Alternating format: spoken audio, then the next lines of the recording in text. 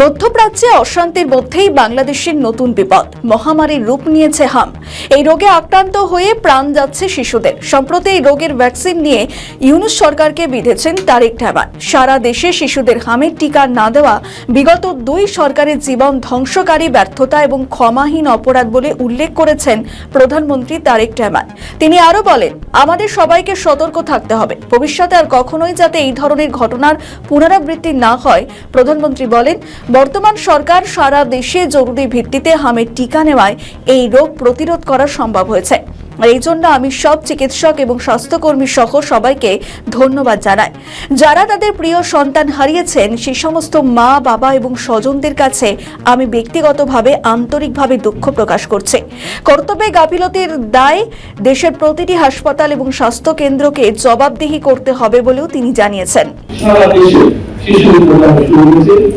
এর উপরে উদ্যোগ নেওয়ার ফলে মৃত্যুর হার অনেক কমে এসেছে, অসুস্থ শিশু সংখ্যা অনেক কমে এসেছে।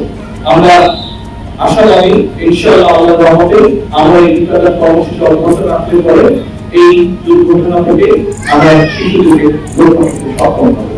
উপজেলা স্বাস্থ্যসেবার মানোন্নয়ন এবং বিকেন্দ্রীকরণে সরকার বদ্ধপরিকর বলে উল্লেখ করেন প্রধানমন্ত্রী। তিনি বলেন, বর্তমানে বিশেষজ্ঞ চিকিৎসক এবং উন্নত ল্যাব প্রায় সবকিছুই ঢাকা কেন্দ্রিক।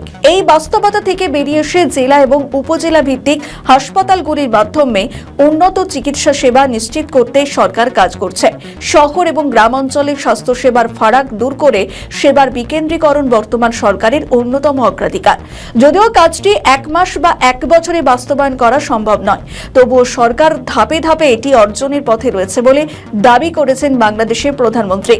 ওই অনুষ্ঠানে উপস্থিত সমস্ত চিকিৎসক এবং কর্মকর্তাকে ধন্যবাদ জানিয়ে প্রধানমন্ত্রী বলেন, চিকিৎসা পেশার গুরুত্ব যে কোনো পেশার চেয়ে বেশি এবং বর্তমান সরকার সুস্বাস্থ্যের বাংলাদেশ করার লক্ষ্যে দৃঢ় প্রতিজ্ঞ। তিনি বলেন, চিকিৎসকেরা রোগ শোকে কাতর মানুষের পরম বন্ধু এবং বিপদের প্রকৃত সঙ্গী।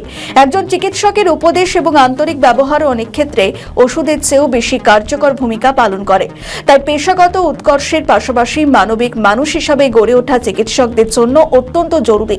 বর্তমান সরকার সুস্বাস্থ্যের ব্যবস্থা গড়তে চায় উল্লেখ করে তারেক রহমান বলেন, জাতীয় নির্বাচনের আগে আমরা জনগণের কাছে স্বাস্থ্যনীতির রূপরেখা তুলে ধরেছিলাম। চিকিৎসা ব্যবস্থাপনায় বর্তমান সরকারের নীতি হচ্ছে prevention is better than cure.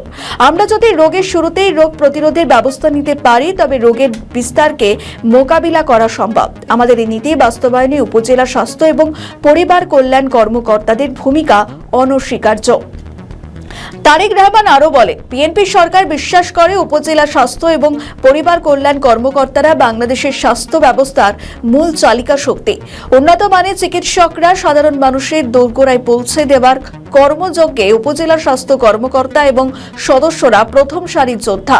সেই সব শিশুর জ্বর রয়েছে, বর্তমানে যারা অসুস্থ তাদের এই সময় টিকা না দিয়ে সুস্থ হওয়ার পর টিকা দেওয়ার পরামর্শ দিয়েছে স্বাস্থ্য অধিদপ্তর।